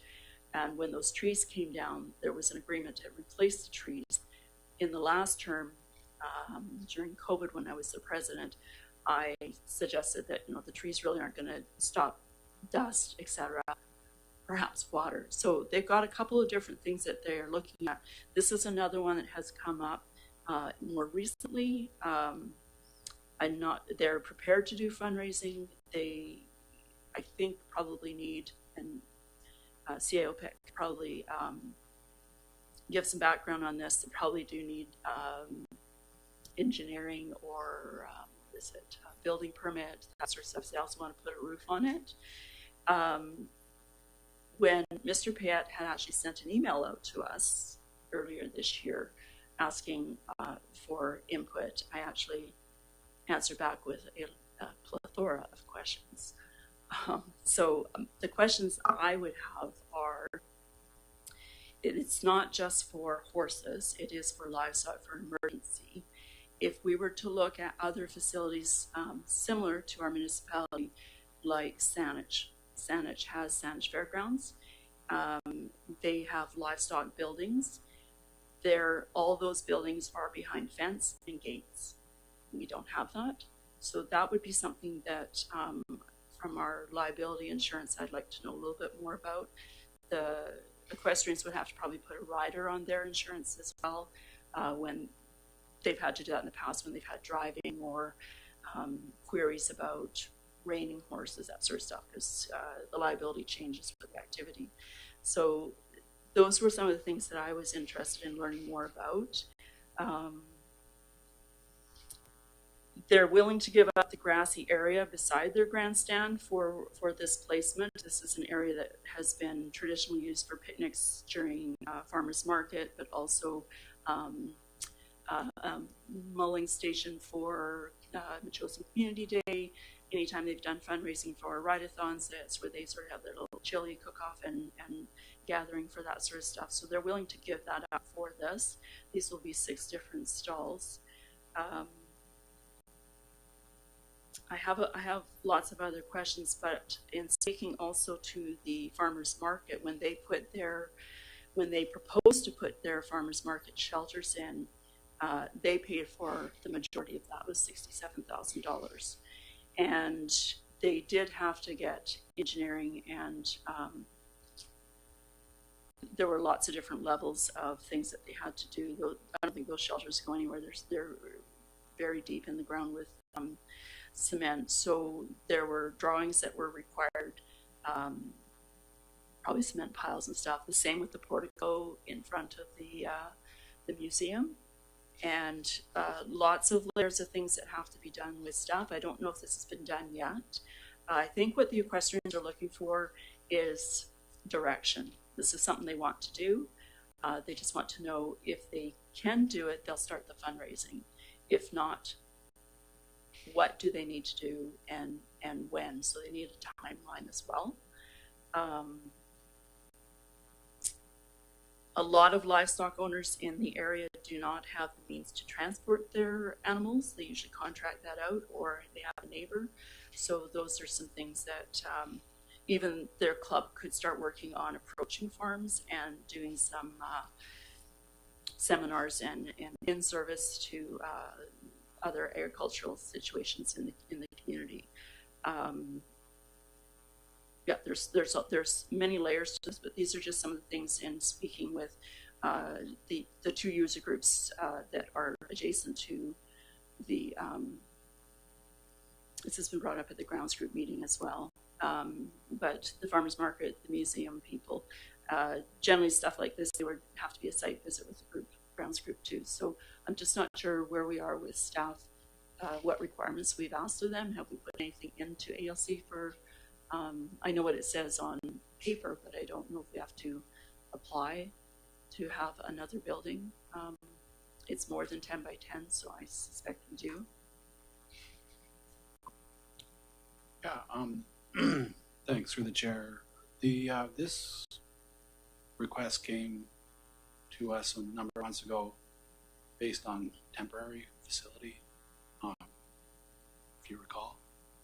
And since then, it sounds more permanent now, obviously with a permanent roof. Originally, there wouldn't have been a requirement for building codes review, but the size and the permanent roof, that speaks to a building code to me with a permanent foundation. And so, yeah, the ALC, the indication is that would meet the regulations of the ALC, but we would do a review of that just to be sure. So that'll take a little bit of time. Regarding water, like as a priority, I agree. I had a conversation with the cricket club. They are also interested in irrigating the cricket pitch. There might be an avenue there of cost sharing, actually. That's kind of an interesting project that we can look at this year. Let's do some investigation. There was discussion about why they would use that patch of property. It does get used on Majosen Day. I mean, I was there. I was watching the kids, looking at the ponies and everything. That would be obviously not possible if they use that location. So as we continue to grow and the core gets used for more and more events, it gets more cluttered, and eventually we can't do everything for everybody. We can't possibly park cars and run events and build buildings on the same piece of property, right? So eventually, I would suggest we need to kind of gather and maybe do some strategic planning on the core area again and just see, how we're going to do all this in the next 5 years. It includes the school. The school's getting busier. Like, there's no doubt about it. The parking lot's full all day long now. So now we get to a point where we have to really think about not just this project, but overall how we're going to manage all the events and activities throughout the year and keep everybody happy. I don't know if it's going to be possible. Thanks. Councillor Shukin?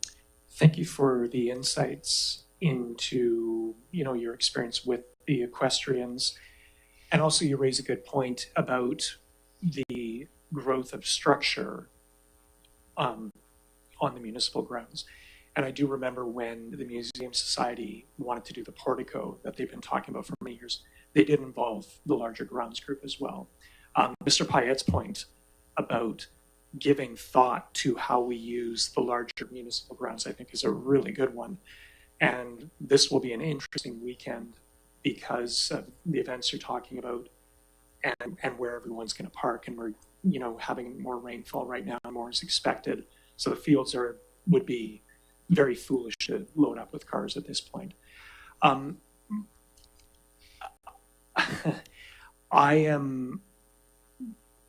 think it would be, in terms of this project, I don't want to shelve it, but I think it's one that we might have to wait for another year to move along with. And I think we've heard from the chief, if I'm recalling her comments, that, this is something that we might benefit from an emergency perspective. But I also think that there's probably other options, especially for horse owners.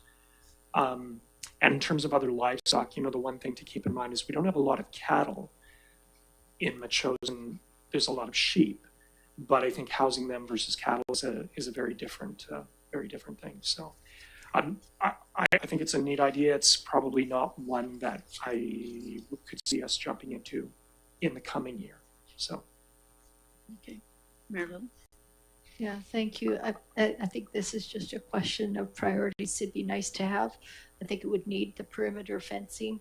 But I could also see the farmers market group as well as the Old Bourne Museum people saying, hey, we paid for them for our portico and for our shelters ourselves. Can we be reimbursed now that you're paying for shelters for another group? And so I think this is nice to have. 6 stalls is not that much, though, given the amount of sheep and the number of horses that we have here.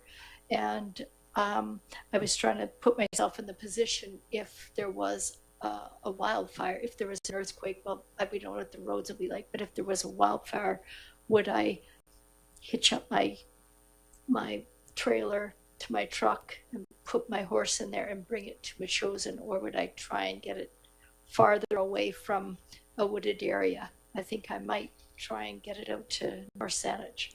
I don't know, but I think if we had, again, a plethora of money, we could do these kinds of things, but we just are not in that financial position. Councillor Gray, any comments? Yeah, I share the concerns of that the mayor has expressed and Councillor Shukin. I'm also struck that some time back when I was involved with the hall, I went to some of the emergency meetings that the fire chief put on, and there was discussion at those meetings about the livestock, and I seem to recall it was trailers that were needed to actually move the animals. So I'm not in favor of proceeding this at the moment. I guess I'd be curious to hear more about what does the entire emergency plan look like, and if we're missing the trailer part of it, then maybe the building part isn't. We're not ready for that just yet. And so, what's the big plan? What does it look like? And the kind of things that the mayor just said. You want to get your animals as far away from the problem as possible. So. I'm with the others who've already spoken. Yeah, so they, in their presentation, I recall they have acquired these panels from Thunderbird, and they got a pretty good deal on them. Right now, they're secured to their building there until such time that they get permission to do something with them. And so one of the things that I had thought is, well, that's great because they're somewhat temporary, portable, so they could put them inside the riding ring, and they're not going to tip over in any time. Then you have your perimeter fence, not good for sheep because they'll get underneath, but you can still put a hot wire around that. Even if there's no electricity, you can still put a hot wire around. There are means to do that. And then there were other risk management situations or an operational plan. Who's going to mind the animals? Who's going to be on site? Because these are liabilities. I don't know if our insurance covers that. If there's a caretaker, food, is there availability to water and those sorts of things. So I think a risk management operational plan is helpful, and perhaps they could set these up in an emergency situation inside the ring or the back ring. It's a little bit more reclusive back there, or away from too much interference with other people. Yeah, there are lots of different things, and so I don't think they're going to be totally at a loss to be able to not use those. We've had long before I got involved, there were great big events that local equestrians put on. People from all over came, and you always stayed with your horse. That's where you got the hitching rails, you got your trailers, and actually Mayor Little and well, all of us would probably remember at the beginning of this term, but we had meetings with equestrians and the museum with the trajectory of parking trailers and not mixing horse people with non-horse people, and so keeping that area secluded and careful. And we ran into a serious situation, I believe, on a chosen community day when they decided to put a show on and didn't have enough parking. And anyways, we managed to get people in where they needed to be, but it was very, very unsafe in some situations. They need more parking if they're going to do a show on a community day. Usually we do demonstrations and that sort of stuff. But anyways, so there was some debriefing done on that. I think I sent my notes off to somebody. I'm not sure where it's all fit, but it is a small piece of property, really. So we need to, I think they're looking for an answer and some direction from us. So I think we need to, with, all due respect, give them something back and keep working with them and see where we can go with that. I like the idea that they're thinking about the emergency aspect of the livestock in our community. I do know some farmers that probably just open the gate and let things happen, and others would head for the hills should they have things like trailers or whatever. Okay, so so this one we will. I think Mr. Pyatt has something to add. Yes, Mr. Pyatt. I'm just wondering on this, through the chair and the committee, like if this isn't going to get approved, like why beat it up for another year? Kind of thought process. Maybe another way of tackling it to get some kind of decision process going is to have a look at the whole area and start to kind of plan and decide, from a planning perspective, where we're going in the next 5 to 10 years. Help council, give this committee and then help council with these kinds of decisions. Otherwise, we're going to kick things down another year and another year. It takes up a lot of staff time. So I'm just saying, why don't we get a sort of an understanding of the bigger picture and then help make decisions? It won't be just this decision. It'll be soon. We're going to be dealing with parking. We're going to be dealing with the sports field. And we're going to be so maybe a visionary process for the whole space might help. I agree with you. I think the timing is now, because how we move on these properties is a lot different than what we have done in the past decade. Similarly, how we're using our roads is a lot different. So more and more people, we got discovered in COVID, and more people are coming, and we have these great events, and they leave and they traverse, and we want everybody to be safe and feel welcome, including people that live here with each other and with their creatures. Councilor Shinben. I fully agree with Mr. Pyatt. The big question that we have, though, is what is going to happen with the fire hall? And I think if we move on one direction or another, that's really going to influence the shape and how we use the municipal field. So as much as I'd like to, totally jump into that process, it might be a little soon. So, but I definitely think it is something that needs to happen, and that I think you're right. That is the answer in terms of these one-off projects that come our way. And and just to continue the valuable discussion here is, in 3 years, the temporary use permit of the school is done, and we'll have tenants in the school. We need to think about this before in the next 3 years, or otherwise we're going to hit a wall on this situation. And so in that visioning, we can discuss items such as the school and its current zoning and maybe other facilities, just so that we're planning way ahead of time and we're not waiting to the last minute and then we're scrambling to figure things out.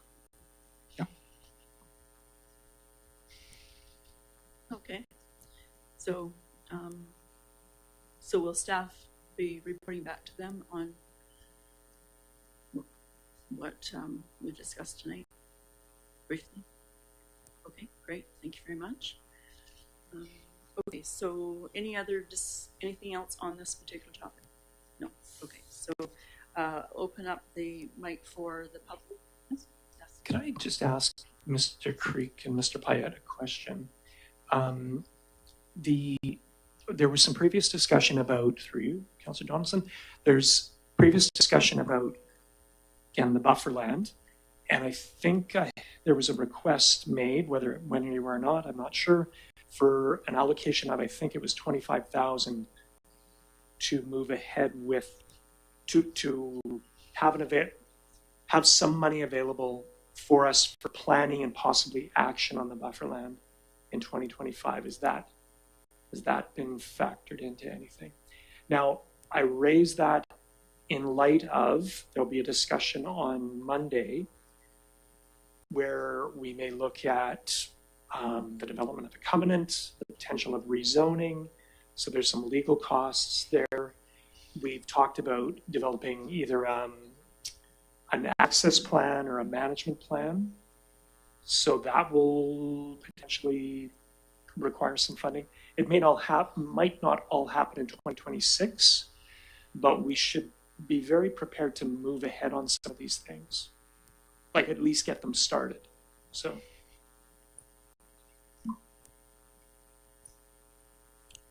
Hello.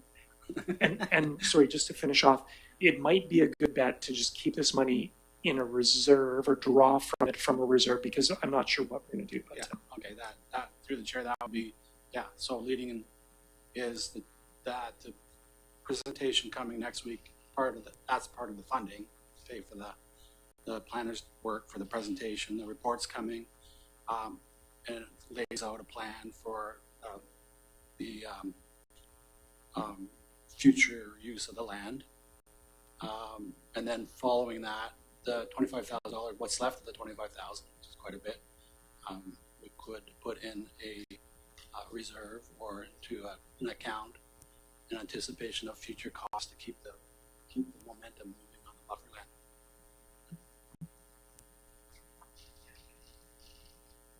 and we may even have a reserve that we can draw on now, like the well, I'm not sure what it would be, but there may be something there that's applicable. Through the chair, Councillor Gray just showed me the meeting or the agenda from, I believe it was the second operational budget meeting. And then, so in the first one, he would requested that we get $25,000 from the Growing Community Fund to pay for that buffer land. Didn't have a motion from council to approve of that. If you wanted to do that right now, I could certainly book that into the budget. So when I come back in January with first estimated tax increase, to get the assessment information, they could be included in there. Or right now it was a topic that was discussed, but nothing was motioned at the table.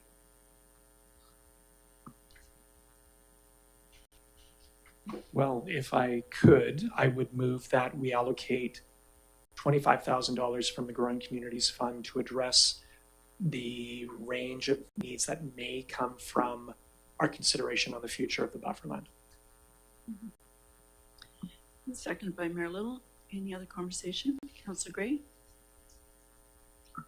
So I'm just not sure about the money. I think the CEO just said we had maybe $20,000 available already, something like that. So if we have that money available, I don't see why we would need to vote new money.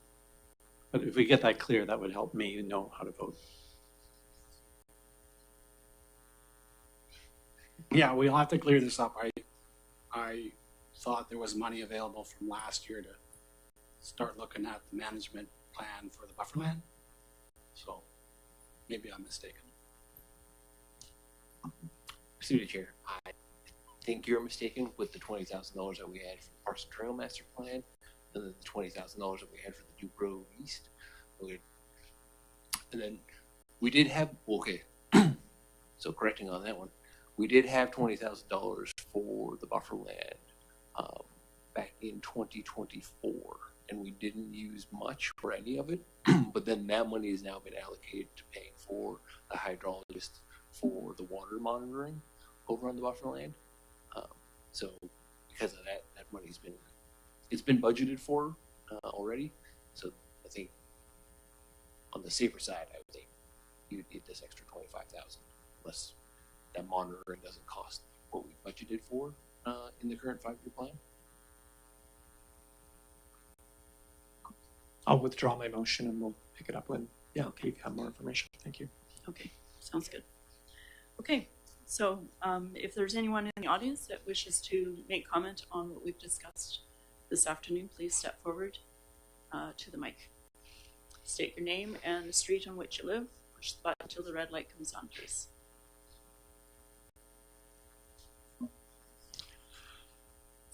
Gary Lamb, Hackmore Drive. Just a question with all of these enforcements that we're looking at now, parking, dog walking, how is that going to be enforced? Question, just how is that going to be enforced?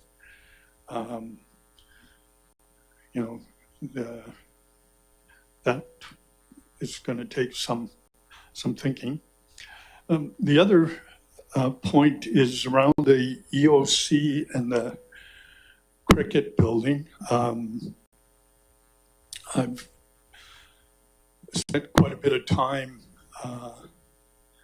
around the EOC and the community house and such, but particularly EOC, and the other day I walked up by the cricket house as well. We're going to spend $30,000 on repairing the roof for the EOC. Have we considered doing any maintenance or such on painting for those buildings as well? Because the west side of the EOC and even on the east side, the paint's peeling off and the wood is starting to absorb moisture. So we don't do something about it, and relatively soon you're going to likely have some major structural repairs that you're going to have to deal with. So, thank you. Thank you. Marilyn? Regarding enforcement, we would use CRD bylaw, and it would be, as usual, a complaint-driven process. Councillor Schick. One more aspect on this. I think in terms of making enforcement work, there is an awareness component. In the case of, and I'm not meaning to dump on commercial dog walkers, and there's some really good ones out there, but those folks tend to be on a regular schedule. And so if there is a problem, which again I'm aware of in kind of along some of the trails to Matheson, you can alert CRD. Neighbors can also have eyes and ears, and that possibly has the potential of having more effective enforcement. So, yeah. Thank you. Tamara Ballard, Mitchell's resident. I was just looking back about your dog signs. I have a picture from December 8th, 2023. The receptacle and the signs that were installed at Weir's Beach. Do we still have those? Are they still up? It's only 2 years ago, so they're pretty simple. Please pick up after your dog. I think you need any more education than that. So it was budgeted for $12,000. I have that here too. For the signs, the receptacles, and 3 times a week pickup for those. And it turned out that was astronomical for the pickup and the disposal. So I guess my question is exactly that. Do we still have those signs? Are they out? And could you maybe use those instead of spending another $10,000 on signage? As far as I know, we do still have those signs, and those signs could be repurposed in certain areas. The signs we're talking about are quite a lot larger. Don't know the exact size, about 2 by 3 feet, very similar to what we see on the etiquette sign sitting in the equestrian riding ring. Originally, they were going to be much bigger, and the price was higher, and I don't think we need anything door size. So we do have a sign bylaw as far as size goes too, but repurposing the signs, yes. The receptacles, no. We may still have them, but not likely will be. No, I wasn't suggesting receptacles because the price for dumping it is astronomical, right? So, Yes. but there's no, I don't see it, unless the signs are still out, of course, down on the beach, because it, Thank you. Okay, so that's it for today's meeting, and so I would ask for motion to adjourn. Motion by Councillor Shukin, a second by Mayor Little. All in favor? Carried. Thank you very much.